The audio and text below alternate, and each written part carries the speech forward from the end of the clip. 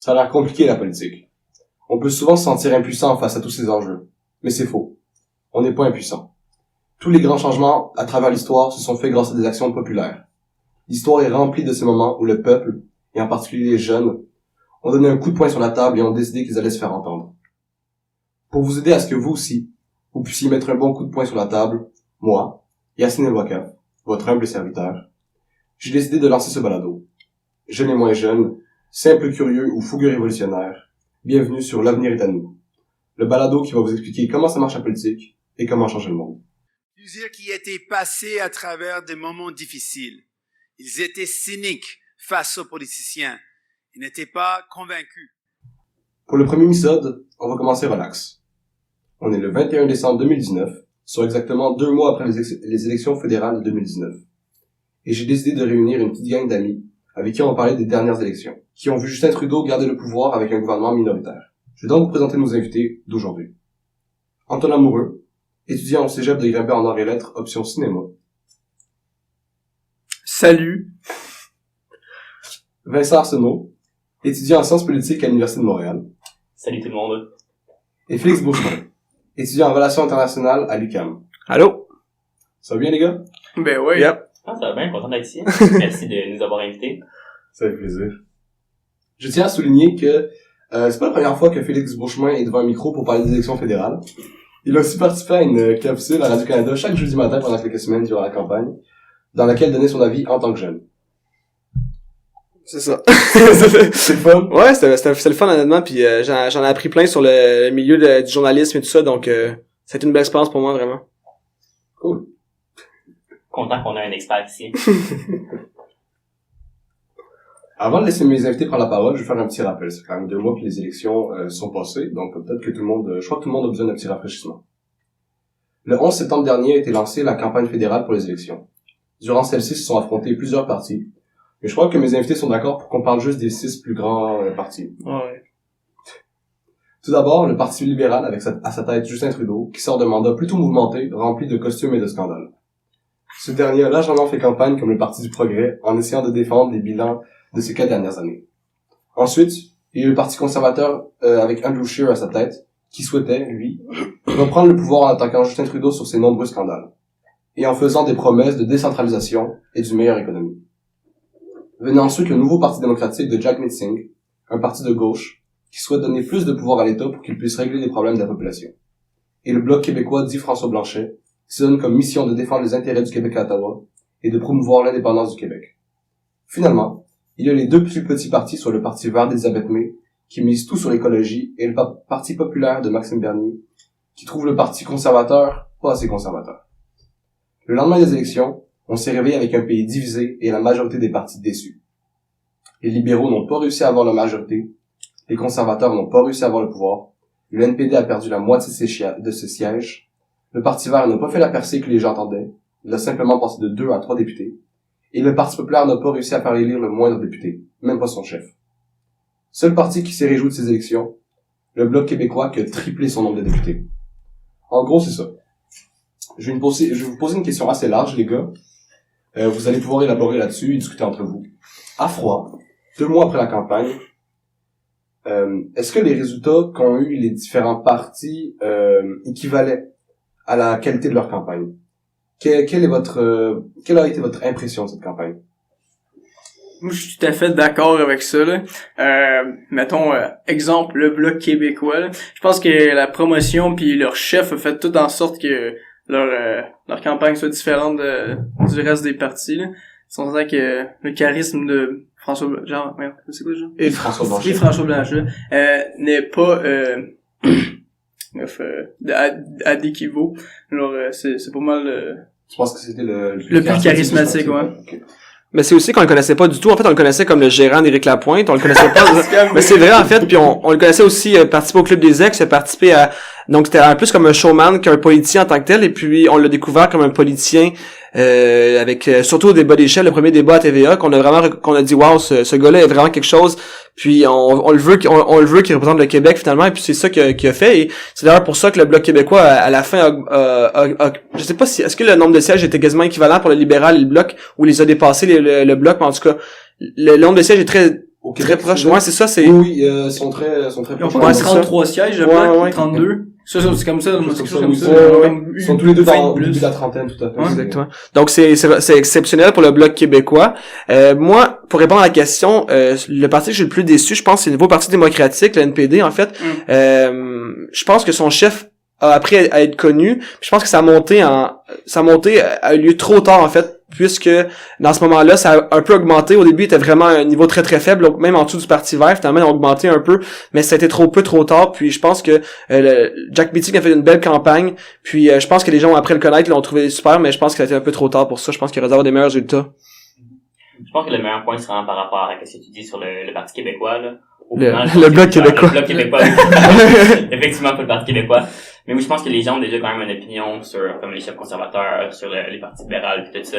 Et puis le fait d'avoir un nouveau chef de parti, ça fait en sorte que comme, il y a un peu plus d'attention, puis les gens se questionnent, ok, est-ce que maintenant ce parti-là représente vraiment comme mes idéaux et tout ça?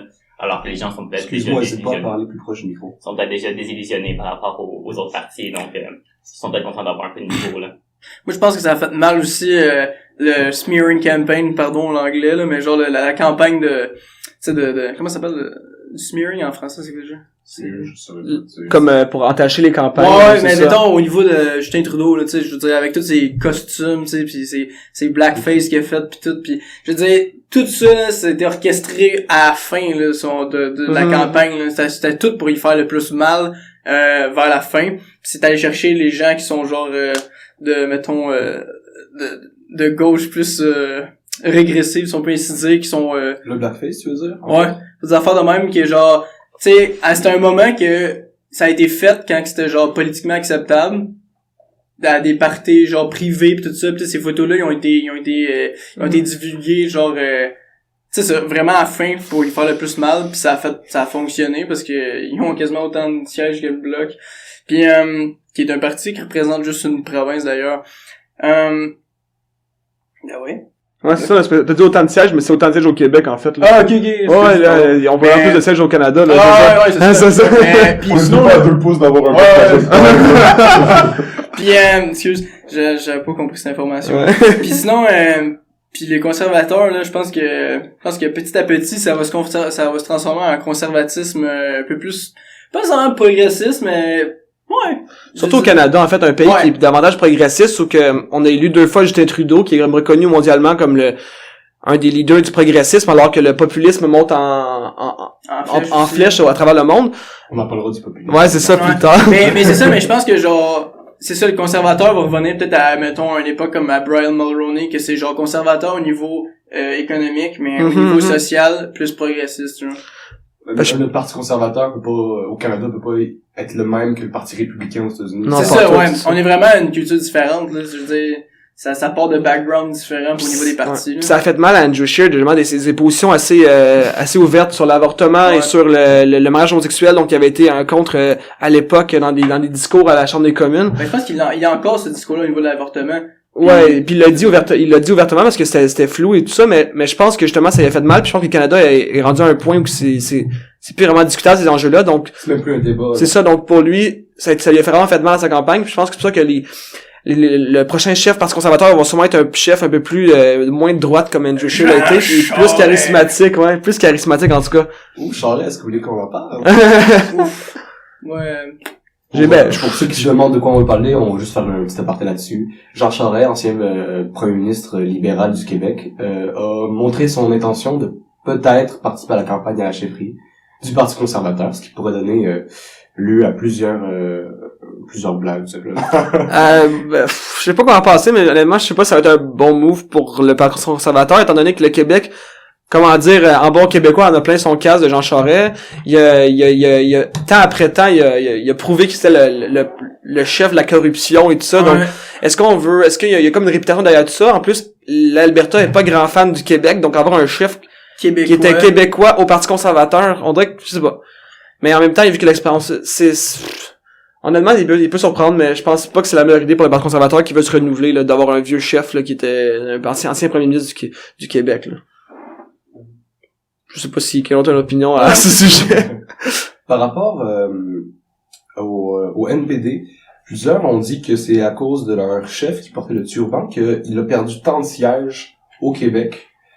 Est-ce que vous pensez que c'est vrai? Est-ce que vous pensez que c'est juste que le Québec a changé son NPD pour un bloc? À votre avis, pourquoi le NPD s'est fait démolir à ce point-là? Moi, je pense que le NPD a changé pour le bloc. Mais probablement pas à cause de ça. Moi, je pense que c'est le charisme de Blanchet. Genre, c'est pas...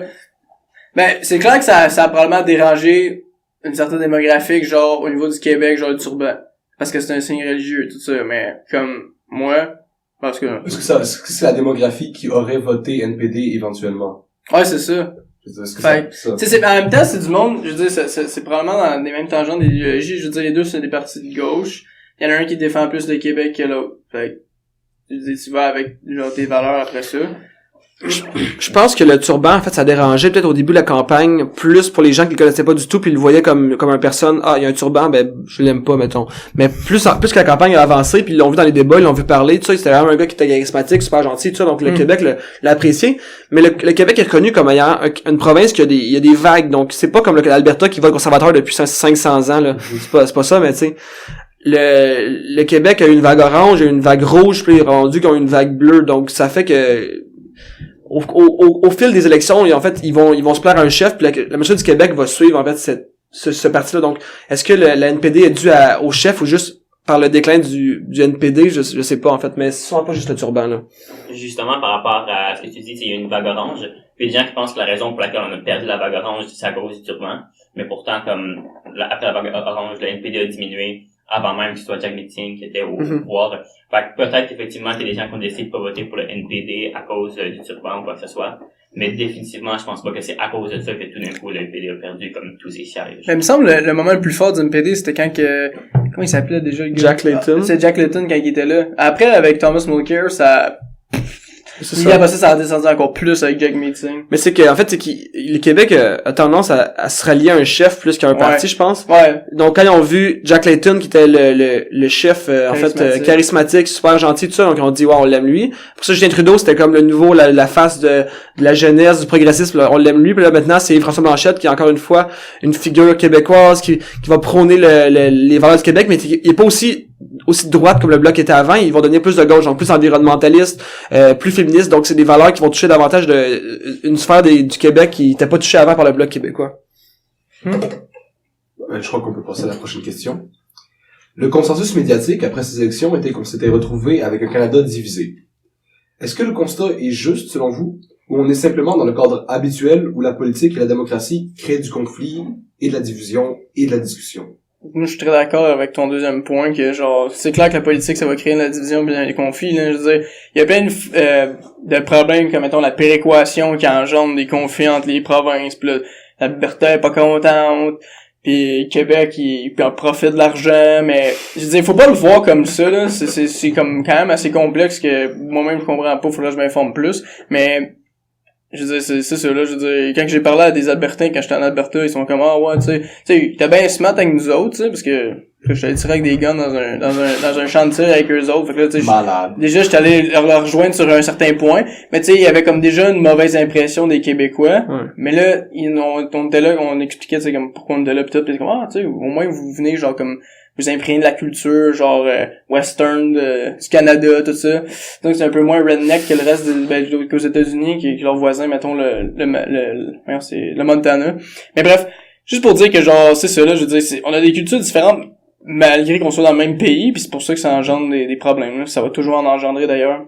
Mais moi, je pense au contraire que ces élections-là ont été spécialement plus difficiles pour la séparation, pas la séparation, mais comme une division dans le pays, en fait, parce que c'est tellement grand. Puis justement, il y a une division entre la droite et la gauche assez importante quand même dans le pays, contrairement aux États-Unis où c'est plus, mettons, plus à droite, alors que nous, vraiment, il y a droite et gauche. Et puis, je pense qu'exemple, l'Alberta qui a voté quasiment entièrement, et la Saskatchewan qui a voté entièrement conservateur, d'autres provinces qui ont voté plus libéral, le Colombie-Britannique aussi qui a été assez divisé. Donc, je pense que ça tourne aussi de l'enjeu autour du pétrole. Puis ça, c'est un des enjeux principal en fait, étant donné que le parti de Justin Trudeau n'est pas nécessairement favorable au pétrole, même si on construit un pipeline, mais c'est pas, ils veulent de moins en moins de l'avoir, alors que les conservateurs sont plus pour l'Alberta et le pétrole. Donc je pense que c'est là que d'ailleurs on a vu l'apparition du mouvement le Wexit qui est comme le West Exit si on veut. C'est très original comme nom d'ailleurs. Là, vraiment ils sont inspirés de tous les autres mouvements d'exit de la planète pour créer leur nom. Mais tu sais, c'est de là qui vient l'idée de genre vouloir se séparer du reste du Canada qui honnêtement, je pense qu'on n'est pas obligé d'embarquer là-dedans, mais je pense que c'est vraiment une mauvaise idée. Mais tu sais, l'Alberta veut séparer du Canada pour des raisons qui tiennent à leur portefeuille puis qui tiennent à leur argent. Nous autres, c'est une raison culturelle. Je veux dire, c'est comme, on est reconnu par l'UNESCO pour être une nation à part entière du Canada. Je veux dire, au Québec, c'est beaucoup plus historique. C'est ça. Je veux dire, c'est culturel, c'est historique, puis dans les racines plutôt qu'un simple calcul comptable. C'est ça. Nous autres, c'est pas un portefeuille qui fait en sorte qu'on veut changer la vie. Puis on veut sortir d'un lot. C'est pas ça. Je veux dire, moi je pense que c'est plus vénérable en fait d'avoir des raisons culturelles pour sortir d'un pays que une raison monétaire. Là. Moi, je pense qu'il y a aussi une question importante de se dire que si le Québec vote comme vraiment en majorité pour le Bloc québécois, qui a pas du tout rapport dans le reste du Canada, il y a quasiment un conflit démocratique dans le sens à quel point est-ce que le Québec a la capacité de se représenter si le Québec vote vraiment pour un parti que le reste du Canada ne vote pas du tout pour lui. Au final, c'est un peu illogique. C'est comme une province qui a une opinion que tous les autres peuvent même pas avoir, cette opinion-là. Ils peuvent même pas être en support pour le Bloc québécois. Genre.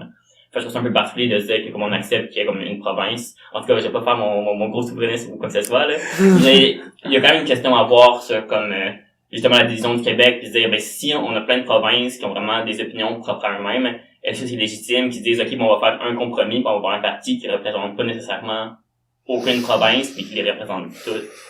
Mais qui représente les intérêts particuliers des provinces. Ah mais c'est ça, mais pourquoi à place d'avoir un parti libéral conservateur avec des idéologies comme mettons tu sais comme plus un peu pas on s'entend que mettons le conservatisme c'est quand même un peu genre abstrait genre au niveau genre tu sais, mettons, là, je sais pas, mais on pourrait avoir à la place un parti, genre, albertain, un parti de Saskatchewan, un parti du Manitoba, genre, qui va, comme le Bloc québécois, genre. Pourquoi ça serait pas... Ça finirait que ce serait la province qui aurait le plus de circonscriptions qui gagnerait les élections, puis ça... Ah, mais tu fais une autre façon de faire les circonscriptions. C'est un peu comme les États-Unis avec leur Sénat, qui, chaque État en soi est... Je veux dire, on refuse de faire une union canadienne de genre tout avoir la souveraineté à part entière de toutes les provinces, mais genre si on arriverait à faire genre une espèce de consensus de même d'avoir des partis qui représentent chaque province, ça reviendrait à faire la même chose. On viendrait à avoir juste une grande coalition, puis avoir une grande coalition, au final, c'est la même chose. Ben, en même temps, c'est une meilleure représentation. Non, c'est pas tant une meilleure représentation, c'est ça l'affaire.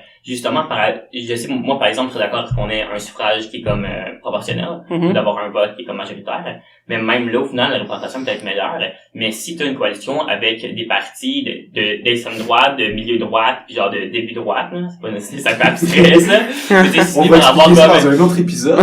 Puis, après la pause, en tout cas, si tu finis par avoir comme plein de partis de droite différents, puis des partis de comme droite conservateur, puis des droites cosmopolites, puis après ça, t'as comme plein de pays de partis différents qui font une coalition, c'est un peu étrange parce que oui, t'as comme des représentations de certains petits groupes, mais il y en a aucun ou deux qui a vraiment beaucoup de pouvoir. Au final, tu finis juste par avoir un parti qui est un parti attrape-tout qu'on appelle, qui au final ne représente personne. C'est la même chose qu'avec un parti, qu'avec un système majoritaire. C'est peut-être un peu favorable, mais c'est pas juste, c'est proportionnel, mais c'est proportionnel. Non, là, il y a quand même des coalitions puis des compromis. Je pense qu'il y a une des solutions aussi dans ce débat-là de division et tout ça, c'est le fait que le fédéral a une grande centralisation de son pouvoir. Donc, il y a beaucoup de pouvoir en tant qu'économique. Oups. Yacine a perdu le contrôle du micro. Ouais. Là, tu perds mon fil d'idée, je sais plus quoi dire, là, ça reste non, mais, ce que je veux dire, c'est que le fédéral, mettons comparativement à la Suisse, où que le fédéral, en fait, fait quasiment rien, en fait, à part, c'est les cantons qui vont tout gérer eux-mêmes. Quasiment. Il y a un peu de pouvoir, tu sais, alors que nous, on gère la santé et l'éducation, ce qui est quand même beaucoup. Mais, mettons, on pourrait faire davantage pour que chaque province puisse contrôler davantage ses idées, mais le fédéral va jamais vouloir déléguer du pouvoir. Quand une institution ou même une personne aura accès à un certain pouvoir, il va jamais vouloir. C'est écrit dans la Constitution aussi, ils vont jamais vouloir. Tu sais, c'est tellement long de toucher à ça que ça va. C'est écrit dans la Constitution que le Canada, le fédéral a tel pouvoir. C'est ça, mais puis je veux dire, il y a jamais quelqu'un qui va vouloir toucher à ce texte-là parce que il va être genre sacralisé puis genre oh non, touche pas à ça, c'est vieux de bien longtemps, pourquoi on changerait ça? Mais tu sais, genre c'est ça, je veux dire, puis tu sais, quand quelqu'un ou une institution a du pouvoir, il va jamais vouloir leur donner parce que t'as accès à ça te corrompt là parce que c'est du pouvoir, man. Qu'est-ce que je te dis? Ça serait la solution, mais c'est pas possible. Mais en tout cas, c'est pas ce qu'on va, c'est pas ce qu'ils veulent. possible. La dernière fois qu'on a essayé de changer la constitution, ça s'est mal passé pour le Québec, là. Ouais. Backstabé, man. Bon, on va passer à la prochaine question. Le Parti libéral a certes gagné les élections, mais avec un gouvernement minoritaire. Ça veut dire que s'il veut faire passer des lois, ben il doit faire des deals avec d'autres partis. Est-ce que vous pensez qu'une telle situation pourrait amener à un blocage du Parlement et à des prochaines élections dans pas longtemps? Pourquoi pas? Ben, je pense pas, parce que l'affaire, c'est que le NPD, live, je me trompe pas, est parmi une association avec le Parti libéral. S'ils décident, ok, bon, on lance des élections, mais le NPD va probablement juste perdre encore plus de sièges. Tandis que la dernière fois qu'il y a eu une association entre le NPD et le Parti libéral, ça s'est quand même très bien passé, puis les gens ont apprécié. C'est juste qu'ils ont juste félicité le Parti libéral, puis ils ont pas compris qu'en fait, la raison pour laquelle ça s'était bien passé, c'était peut-être en grande partie à cause du NPD. Puis là, maintenant, je pense que le NPD a quand même justement une possibilité de comme faire valoir ses opinions, parce qu'il y a la balance du pouvoir, puis de montrer que, comme regardez, nous autres, on a des bonnes idéologies, on fait des bons changements, puis tout ça, puis prochaines élections, votez pour nous, la gagne. Mais si les prochaines élections sont comme dans 3 mois, ben, je pense pas qu'on va avoir vraiment le temps de faire valoir leurs intérêts. Puis aussi, tu sais, ils en ont parlé du fait que le NPD, ils ont dit, ça c'est nos lignes directrices, on veut respecter ça dans vos projets de loi et tout ça, donc, c'est sûr que les libéraux vont être plus progressistes dans leurs idées s'ils veulent plaire au NPD et moins, si on veut, pipeline. En tout cas, le NPD, il faut qu'ils prouvent à ce moment-là que c'est quoi leur valeur, puis c'est un gouvernement minoritaire qui peuvent le prouver, puis sinon ben ils vont encore tomber aux prochaines élections si ça se prend dans 3 mois ou dans 6 mois là, comme les élections minoritaires qu'ils l'ont fait dans le passé là. C'est je sais pas si tout ce que je dis marche. Moi, j'ai rien à dire là-dessus. Mais moi, je suis vraiment étonné qu'il y ait comme des élections très bientôt, là. Ça serait comme pour personne. Il y a vraiment juste le Bloc québécois peut-être qui serait down, mais... Puis d'ailleurs, on parle, est-ce que les libéraux vont vouloir faire une association avec le Bloc ou avec le NPD? C'est souvent la question qui se pose, parce qu'on peut prendre le même nombre de sièges, le Bloc et le NPD. Mais c'est sûr que... Les deux pourront le permettre à faire passer des lois. C'est ça, exactement, mais au fin de compte, pour les libéraux, ça va être bien plus avantageux pour eux de faire relation avec les NPD parce qu'ils vont pouvoir plaire à tout le Canada, et alors que le Québec, ben, comme le Bloc québécois est souvent plus enligné vers les valeurs québécoises. C'est ça. Je pense que ça va dépendre des projets de Bloc qu'on va passer, puis je pense que le Bloc souhaitait peut-être que le NPD soit pas aussi haut pour qu'il y ait eux la balance du pouvoir et non plusieurs partis à la balance du pouvoir. Ouais, puis le Bloc, je pense que s'il fait une association avec le Parti libéral, il va avoir un peu plus de demandes. C'est tandis que le NPD va être bien content d'avoir la balance du pouvoir pis tout ça, tandis que c'est ça. Ça m'étonnerait beaucoup aussi que c'est vraiment ça serait un peu stupide que le Parti libéral c'est comme hey, nous le Bloc vient avec nous, genre. Si le Bloc avait la balance du pouvoir, il aurait dit ah oui, on va plaire au Québec, c'est génial, mais sinon c'est pas important pour eux là, vraiment. Mais tu sais, le Bloc va faire ce qu'il fait d'habitude, soit de faire des beaux discours et parler en commission parlementaire sans vraiment changer quoi que ce soit. C'est un peu triste, mais regarde. Il va rock the boat, c'est ça l'expression? Il va passer la baraque un peu. Ouais, c'est ça. Juste passer un peu pour dire, regarde, juste pour faire des histoires froides dans le dos des Canadiens en disant, hey, le Québec, On tient le bolé. Mais c'est un peu ça aussi le but du Bloc, là, comme ils savent que la plupart du temps, ils vont pas être majoritaires. C'est pas mal sûr, maintenant. En passant, selon une étude, le Bloc pourrait devenir chef du Canada, du Parti du fédéral au Canada, si tous les partis fédéraux étaient comme également, mettons, il y aurait des nombres de sièges égaux, si on veut, puis le Bloc gagnerait tous les sièges au Québec. Il pourrait gouverner le Canada. Ah, ça va être non, mais parce qu'après ça... Québec takeover. Ouais, parce qu'il serait le parti comme pluralitaire, de sièges, mais... La question qui se pose, c'est est-ce que le Bloc québécois au pouvoir pourrait forcer le Québec à être indépendant? Peut-être. Pourrait, genre, kicker le Québec. Il y aurait un référendum de rattachement au Canada. Ouais. Ah, c'est ça. En fin de compte, je pense que si toutes les circonscriptions étaient au Bloc, je pense que le Québec pourrait devenir souverain d'une manière ou d'une autre. Comment ça se passerait comme le chef au fédéral qui écoute le Québec, mais après ça, il est plus un citoyen canadien, fait qu'il peut pas être premier ministre. Il fait une clause grand-père, man. Je sais pas. C'est l'anarchie, je sais pas. D'ailleurs, par rapport à ça, on parle du souverainisme, qui est quand même l'axe principal du parti du Bloc québécois.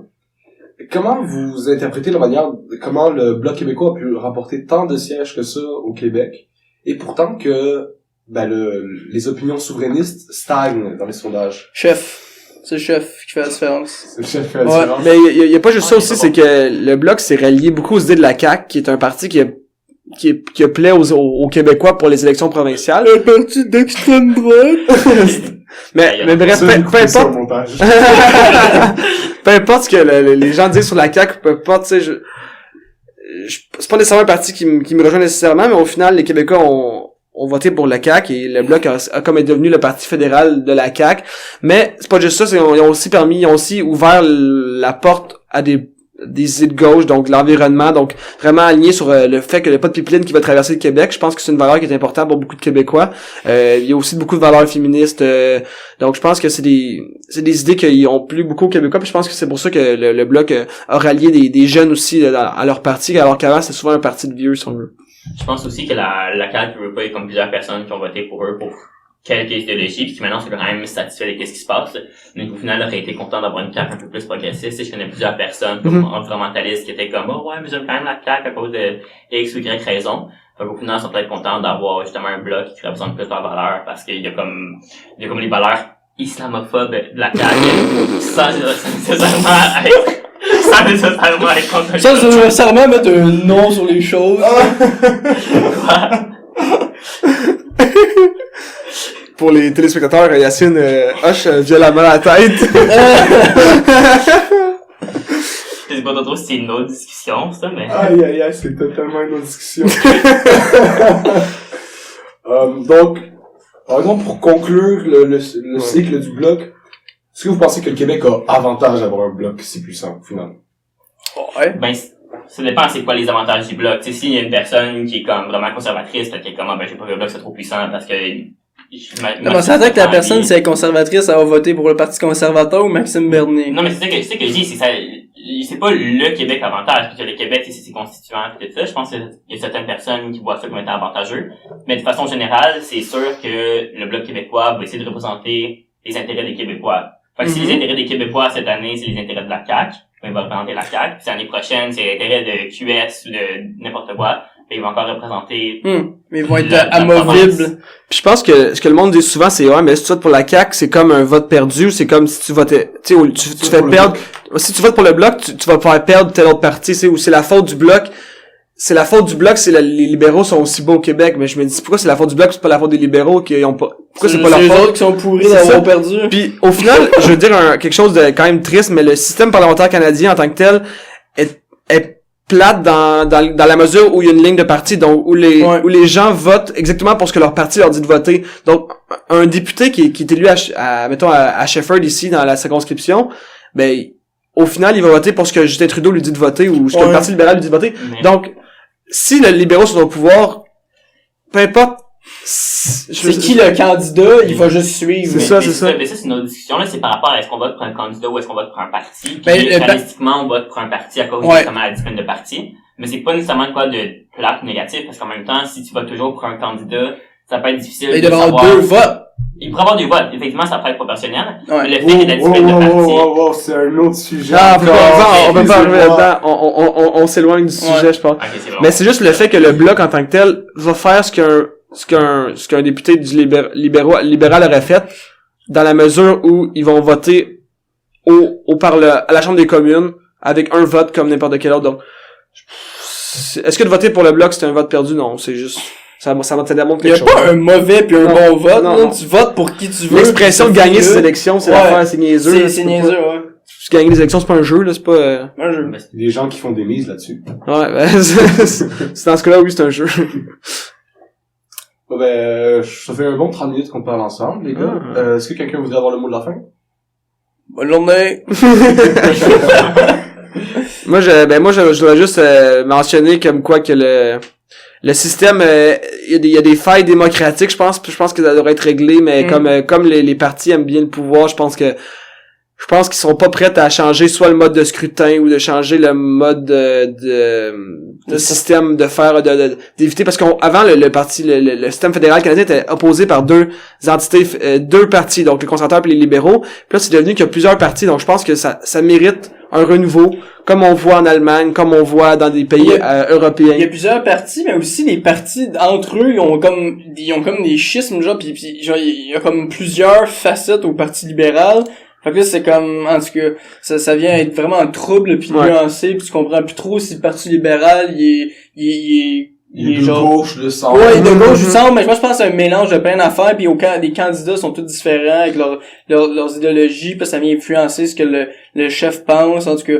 Ouais. Puis peut-être un message aux partis fédéral, en tout cas. Tu penses qu'ils vont écouter ça, toi? Ouais, mais moi je me dis si jamais, mettons, la députée de Sheffield l'écoute ou peu importe, c'est d'écouter les idées des autres partis, pis ça, on dirait que c'est comme mal vu dans le système fédéral canadien de genre dire hey on peut prendre les idées de genre du Parti vert, mais non parce que c'est ses idées, fait que nous on va créer notre propre idée qui est peut-être moins bonne que la sienne, mais au moins c'est la nôtre.